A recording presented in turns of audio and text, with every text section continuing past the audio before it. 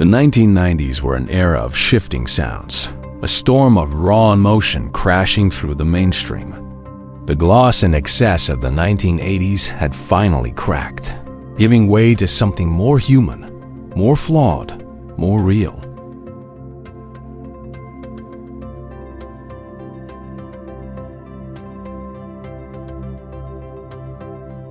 Grunge was clawing its way out of Seattle. Alternative rock was beginning to own the airwaves. And nestled somewhere between the chaos of distortion and the aching desire for authenticity was a voice unlike any other. A high, soulful, piercing wail that could cut straight through you. That voice belonged to Shannon Hoon, a small-town dreamer from Indiana who, for a brief and burning moment, seemed destined to lead a generation. His band Blind Melon would ride that voice to the top of the charts with No Rain, a song as strange as it was perfect. And just as quickly, everything would collapse. But before the headlines, before the mysterious end on a tour bus, Shannon was just a boy from Lafayette.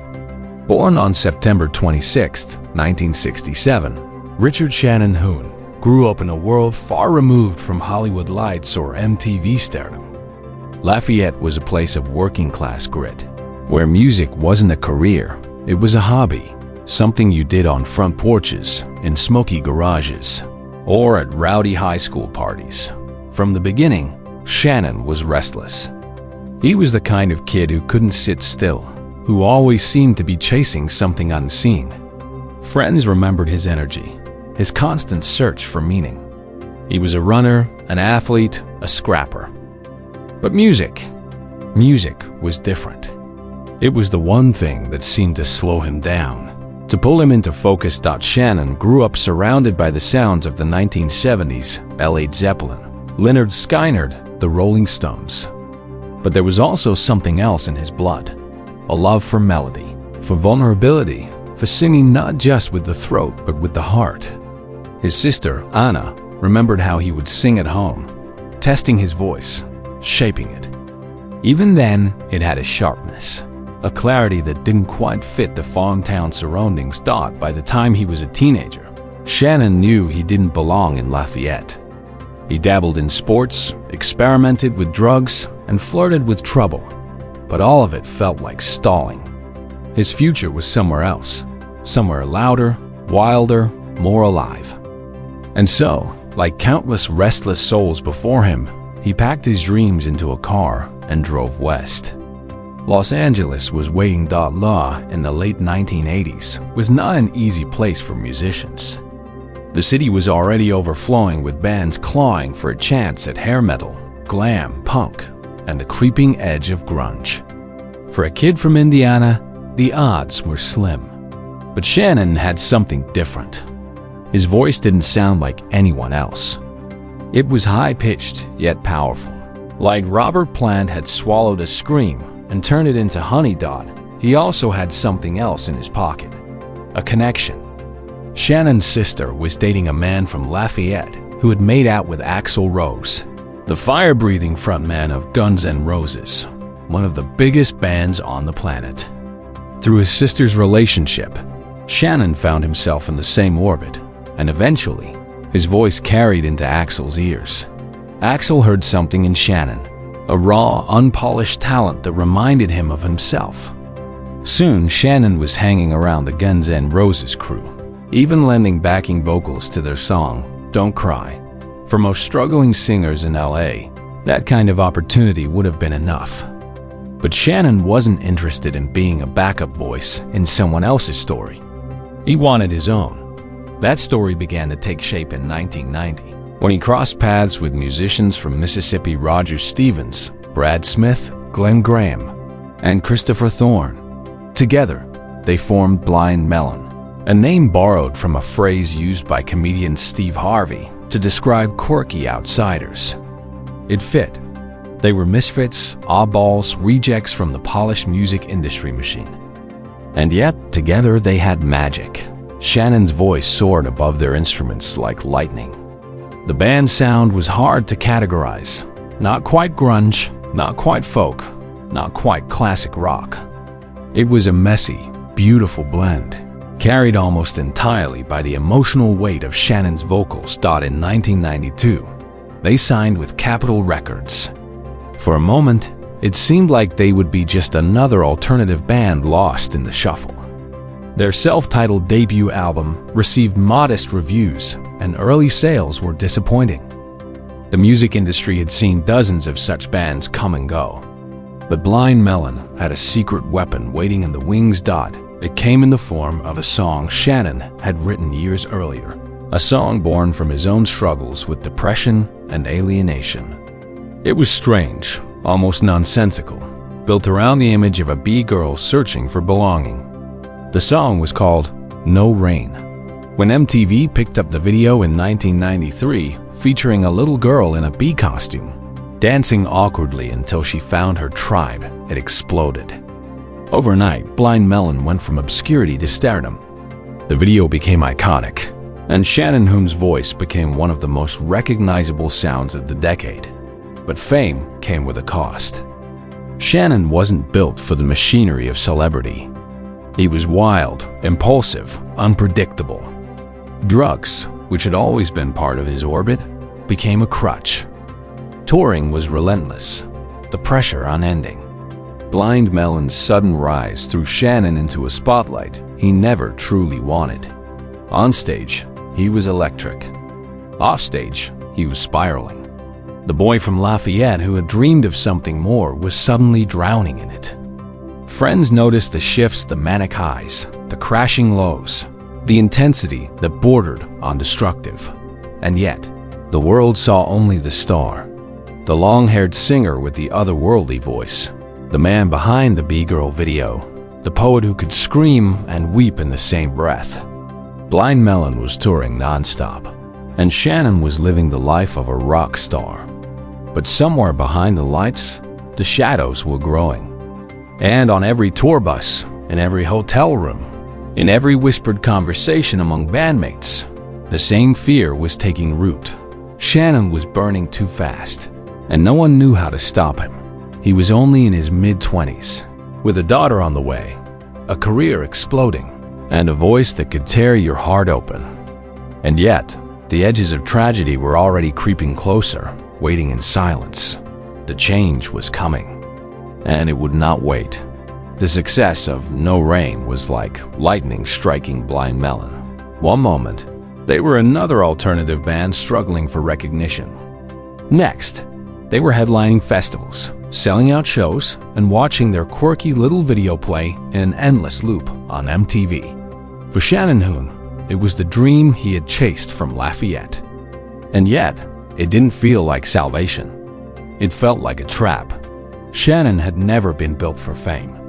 He was too raw, too impulsive, too restless to handle the machine of celebrity. The sudden attention magnified his flaws. His voice made him a star, but his demons kept him from enjoying it. Blind Melon hit the road, and Shannon threw himself into the chaos. He partied relentlessly, drank heavily, and leaned harder into drugs. LSD, cocaine, heroin, whatever could silence the noise in his head, whatever could dull the pressure pressing down on him. Friends described him as a man who could light up a room with joy one second and then vanish into darkness the next. On stage, Shannon was a force of nature. Barefoot, shirtless, hair wild, he poured every ounce of himself into each performance. His screams could pierce through thousands of screaming fans. His softer notes could hush an entire arena. People compared him to Jim Morrison, to Robert Plant, to Janis Joplin, not just for the voice, but for the uncontainable chaos that seemed to swirl around him. But offstage, the cracks widened. Shannon's behavior became erratic. There were fights with bandmates, arguments with strangers, episodes of paranoia. He would vanish for hours, show up late, and stumble through rehearsals. Drugs weren't just recreation anymore. They were chains tightening around him. The band tried to manage it. They loved him, but they also feared him. Roger Stevens, the guitarist, once admitted that Shannon could be terrifyingly brilliant one moment, self-destructive the next. They all felt the storm brewing, but none of them knew how to stop it. And yet, even in the chaos, Shannon found moments of clarity. In July 1995, his daughter Nico Blue was born. For a while, it seemed like fatherhood might save him. Friends said he softened, that he wanted to be there for her. They talked about needing to change. But addiction is a relentless enemy. Shannon's love for his daughter couldn't erase the cravings that pulled him back on her. The recording of Blind Melon's second album, Soup, revealed the fracture lines. Where their debut had been bright and quirky, Soup was darker, heavier, more chaotic. The lyrics hinted at pain, at desperation, at the feeling of a man unraveling. Critics didn't know what to make of it. Fans expecting another No Rain were left confused. Sales were poor, and the industry, once eager to crown Blind Melon the next big thing, began to drift away. For Shannon, it was another blow. He felt misunderstood, trapped between the pop success of No Rain and the darker truth of who he really was. He wanted to be seen as an artist, not just a man behind the B-girl. But fame doesn't always reward honesty. Fame wants the mask, not the man. On tour, things got worse. Shannon's drug use escalated. He checked into rehab, but it didn't stick. Friends noticed his weight shifting, his mood swinging violently. He tried to fight, but the fight was uneven. He was at war with himself, and each day it seemed like he was losing ground. Still, Blind Melon pushed forward. They had shows to play, obligations to meet, fans waiting to see them. They loaded into buses, crisscrossed the country, living out the exhausting grind of touring life. Each night, Shannon stepped onto the stage and became the fire again. Each night, he burned a little more of himself away. Bandmates began to dread the in-between moments. They worried when he disappeared. They worried when he came back. They worried when he seemed too calm, and they worried when he seemed too wild.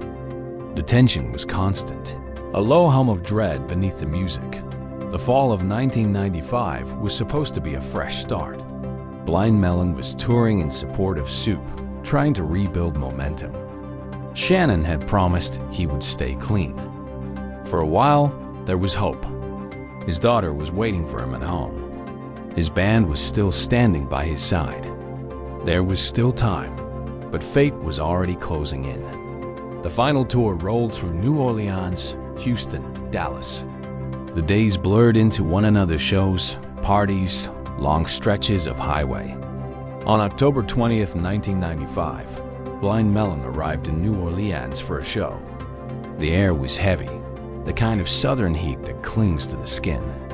Shannon seemed restless, tired, distracted. That night, after the show, he disappeared for a while. No one knows exactly where he went, only that he came back to the bus in the early morning hours. He was pale, unsettled, and carrying the weight of something invisible. The band went to sleep. The bus was parked outside the tour venue, quiet except for the hum of the city around it. For most, it was just another stop on another endless tour. For Shannon Hoon, it was the last night of his life. When morning came, he would not rise. His voice, the voice that had carried Blind Melon to the top, would be silent forever. And with his death, another mystery would enter the dark hall of rock and roll. Tragedies. October 21st, 1995. The sun rose slowly over New Orleans, spilling light across the quiet streets. On Blind Melon's tour bus, parked near the Voodoo Fest venue, most of the band and crew were still asleep, worn out from the night before. The hum of the city outside clashed with the heavy stillness inside.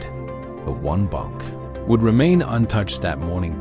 When Shannon's bandmate, Salmon, and friend Chris Jones went to check on him. He expected that maybe Shannon would be groggy, hungover, maybe even grumpy after another long night. What he found instead was silence. Shannon lay there, completely still, his skin cold to the touch. At first, denial rushed in. Maybe he was just sleeping deeply. Maybe he would wake up. But no, the stillness was final. Shannon Hoon was gone. He was just 28 years old. Panic spread through the bus.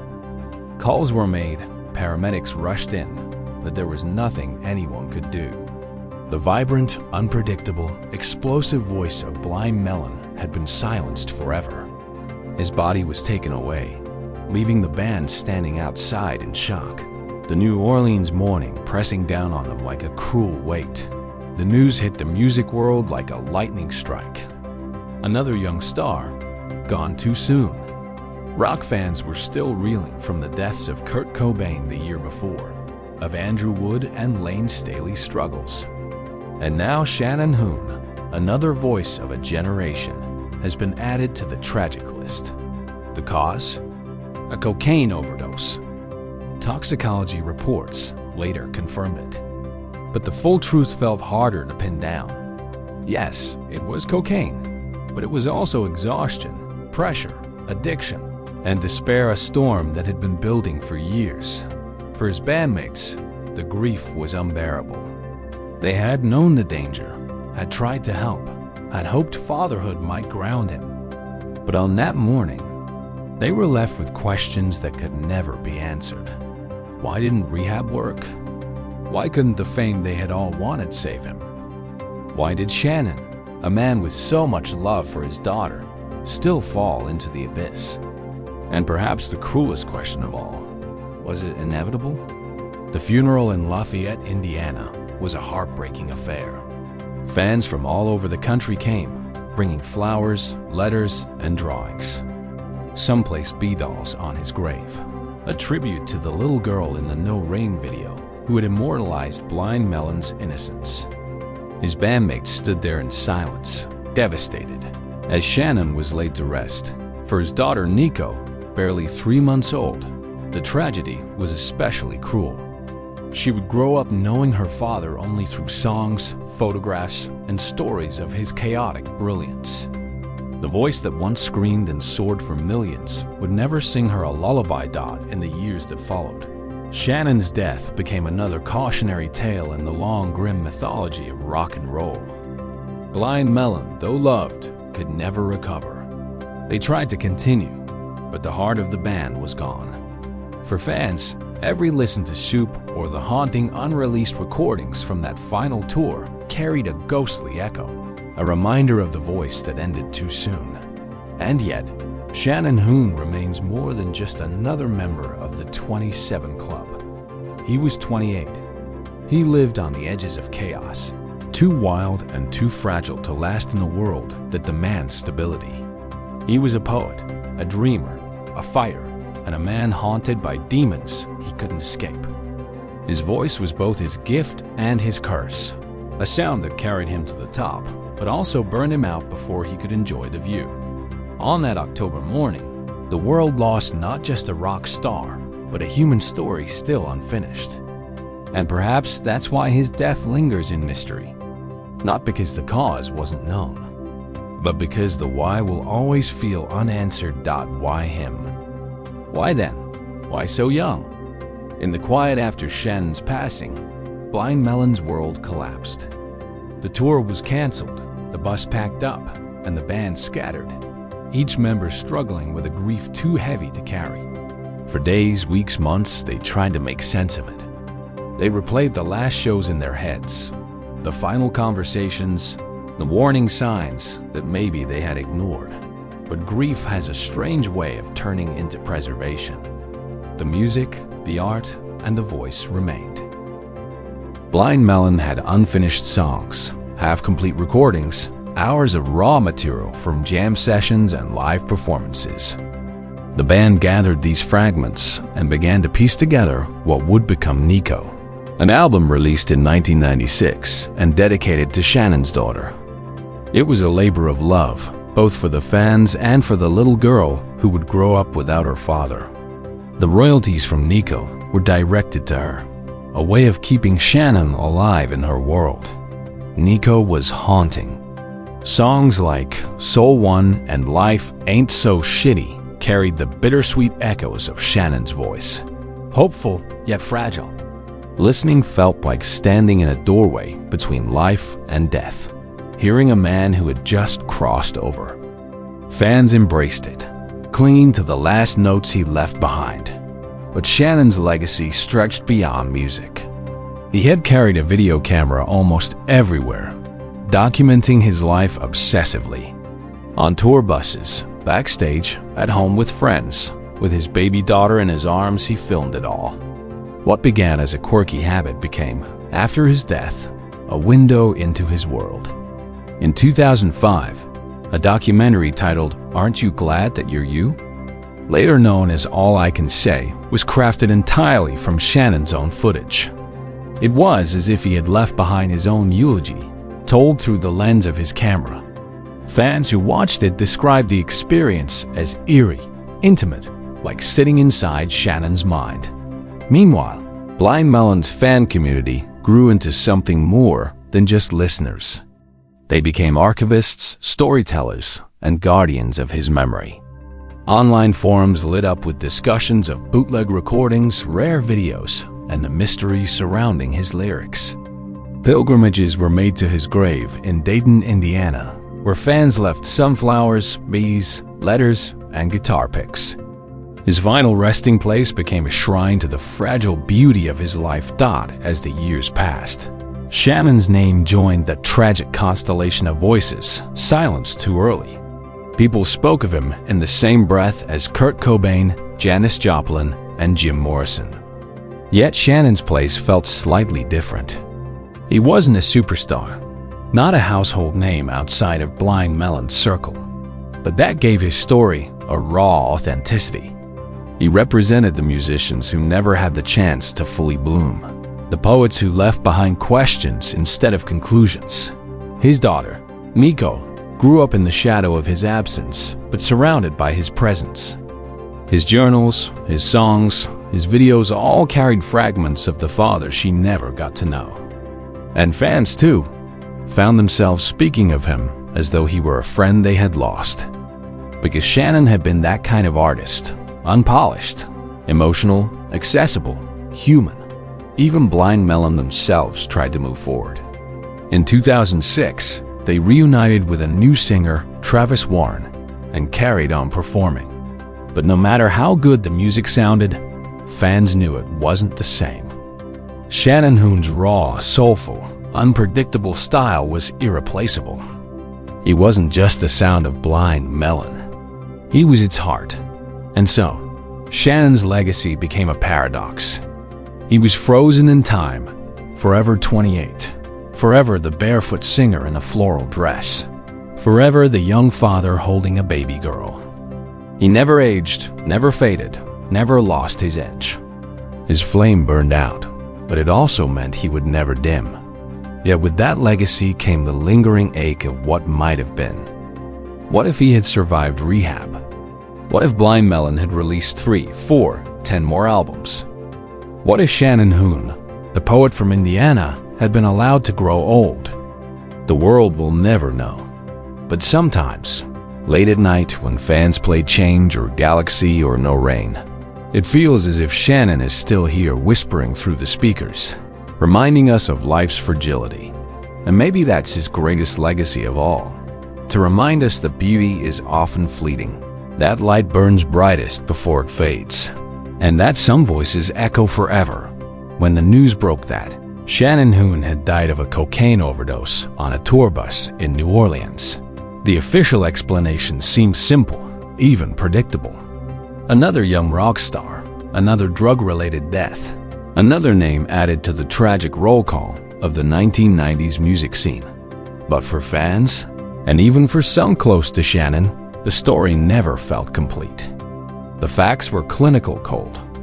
Yet Shannon's life had never been simple, and so his death couldn't possibly be either. From the beginning, rumors, whispers, and what-ifs began to swirl around his final days. Some pointed to the timing. Blind Melon had just released their second album, Soup, and though it wasn't an immediate commercial hit, it carried a depth and darkness that seemed to mirror Shannon's inner state. The lyrics felt prophetic lines about demons, death, and searching for peace. Fans wondered, had he been foreshadowing his own end? Did he know, On some level, that his life was slipping away. Others looked at the tour itself. The band had been pushing through exhausting schedules, city after city, night after night. Shannon, already fragile from addiction and the pressures of fame, had little time to recover. Some suggested that if Blind Melon's management had slowed down, canceled a few dates, maybe he would still be alive. The bus, in that view, wasn't just a place of rest. It was a trap, a moving cage that drove him straight into exhaustion and relapse. And then there were darker theories. Fans speculated about what else might have been in Shannon's system that morning. Toxicology pointed to cocaine, but was there more? Some whispered about heroin, others about a deadly cocktail of substances. Rumors spread of shady figures on the New Orleans scene, of drugs passed around recklessly, of people who vanished after that night. None of it was proven, but the uncertainty fueled the mystery. Even the band's presence on the bus became part of the speculation. Some asked, how did no one notice? How could a man slip into death while his friends were only a few feet away? Survivors' guilt gnawed at the band members, but for outsiders, the silence of that morning seemed eerie, almost too quiet. Then came the comparisons. Shannon's death so soon after Kurt Cobain's in 1994 sparked connections. Both were young fathers, both voices of a generation, both struggling with fame and addiction. Some fans believed Shannon was destined to follow that same tragic arc, as if the 90s alternative scene carried a curse that devoured its brightest stars. But perhaps the most haunting mystery came from Shannon himself. The hours of footage he recorded in the months and years before his death. In those tapes, he often spoke candidly, sometimes cryptically, about life, about mortality, about searching for meaning. Watching them after his death felt unsettling, as though he had left behind fragments of a farewell. In one clip, he looked straight into the lens and said, "I'm not gonna live to be old."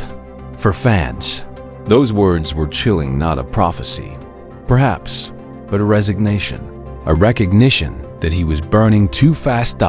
And so the myths grew. Was Shannon's death simply the tragic result of addiction? Or was it the culmination of a darker spiral? The pressures of fame, the grind of the industry, the ghost that haunted so many artists of his era. In the end, no official report could answer the deeper questions. What was known? The why would always linger. For his fans, that mystery became part of his story. Shannon Hoon was not just a singer of Blind Melon, not just a barefoot poet with the wide, searching eyes. He was also the man who left behind unanswered questions, whose voice echoes louder because it was cut short, whose death remains suspended between fact and myth. And maybe that's why, decades later, his name still rises in hushed tones when people speak of rock's greatest losses. Not just because of what he gave, but because of what he took with him, the secrets of a life too short, too wild, and too beautiful to fully understand. Time moves on, but some stories never fade. Shannon Hoon's life, though brief, lingers like a half-finished song, the kind where the final chord never plays, leaving silence heavy in the air. He was just a small-town dreamer from Lafayette, Indiana, who found himself thrust into the glare of fame. A poet who scribbled restless words into journals, a singer who carried pain and beauty in equal measure, a young father who wanted to love fiercely but wrestled with demons too heavy to carry. Shannon's voice was unlike any other, raw, unpredictable human. It cracked, soared, trembled, and screamed, often within the same breath. It wasn't perfect, and that was exactly why it mattered. It was real, and in that reality, millions found pieces of themselves. But behind the songs, behind the stage lights and the flashing cameras, there was always fragility. He lived on the edge, constantly searching for peace, for meaning, for escape. And when he slipped away that morning on the tour bus in New Orleans, it felt less like an ending and more like a vanishing. One moment here, the next, Gone. The world never got to see Shannon Hoon grow old. He never got to watch his daughter take her first steps. Never got to feel the weight of time mellowing his spirit. Never got to write the songs that might have healed him.